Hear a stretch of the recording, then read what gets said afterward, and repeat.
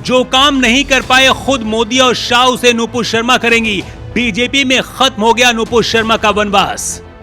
दिल्ली से आई नूपुर शर्मा की एक तस्वीर पाकिस्तान के अखबार में जरूर छपेगी। जब पूरे देश में वक्फ बोर्ड कानून पर बवाल मचा हुआ है, बंगाल से लेकर बांग्लादेश तक हालात बेकाबू हो रहे हैं, इसी बीच नूपुर शर्मा की एंट्री कट्टरपंथियों के जले में नमक डालने जैसा है।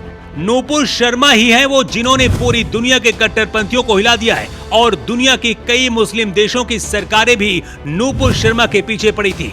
लेकिन अब लगता है फिर से बीजेपी को नूपुर शर्मा की जरूरत पड़ गई है। तभी तो खुद दिल्ली के मुख्यमंत्री को नूपुर शर्मा से मिलना पड़ा, गले लगना पड़ा और जय श्री राम के नारे भी लगाने पड़े। क्या इसे वक्फ बोर्ड से जोड़ना सही होगा या फिर कहानी कुछ और है, पहले ये जान लीजिए।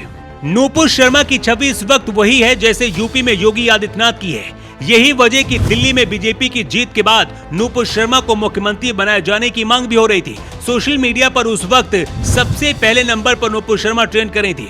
2022 की वो घटना तो आपको याद होगी जब पैगंबर पर एक बयान देने के बाद देश और दुनिया में बवाल मच गया था। उस दौरान नूपुर शर्मा के पीछे पाकिस्तान से लेकर 57 मुस्लिम देश पड़ गए थे, लेकिन इसके बाद भी नूपुर शर्मा ने हार नहीं मानी।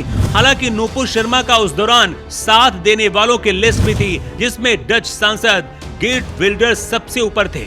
उस दौरान गिर्ट विल्डर्स ने कहा था कि भारत को नूपुर शर्मा पर गर्व करना चाहिए। अब खबर है कि नूपुर शर्मा को लेकर मोदी शाह कोई बहुत बड़ी प्लानिंग कर रहे हैं। दिल्ली चुनाव के दौरान भी बीजेपी अध्यक्ष वीरेंद्र सचदेवा ने कहा था कि नूपुर शर्मा को सही वक्त पर सही जिम्मेदारी दी जाएगी और उसके बाद ये पहली तस्वीर है जब नूपुर शर्मा से दिल्ली के मुख्यमंत्री रेखा गुप्ता मिली।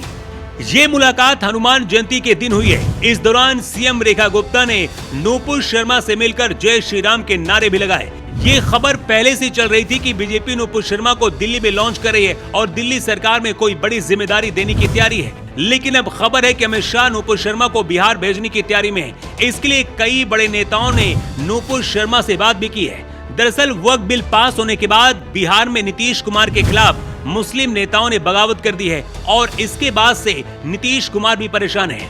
अगर हालात काबू नहीं हुए तो नूपुर शर्मा को बिहार में उतारकर बिहार का चुनाव हिंदू मुस्लिम में बदला जा सकता है। बीजेपी ये बात समझ चुकी है कि बिहार चुनाव उसे जीतना है किसी भी हालत पर, लेकिन मुस्लिम वोट बैंक वक्फ बिल की वजह से इस बार और ज्यादा कटेगा। इसलिए जितना नुकसान होगा उससे ज्यादा नूपुर शर्मा की एंट्री कराकर हिंदू वोट बैंक की भरपाई की जाएगी। नूपुर शर्मा ही मोदी शाह के लिए आखिरी विकल्प क्यों है, इसकी वजह भी आपको बताते हैं।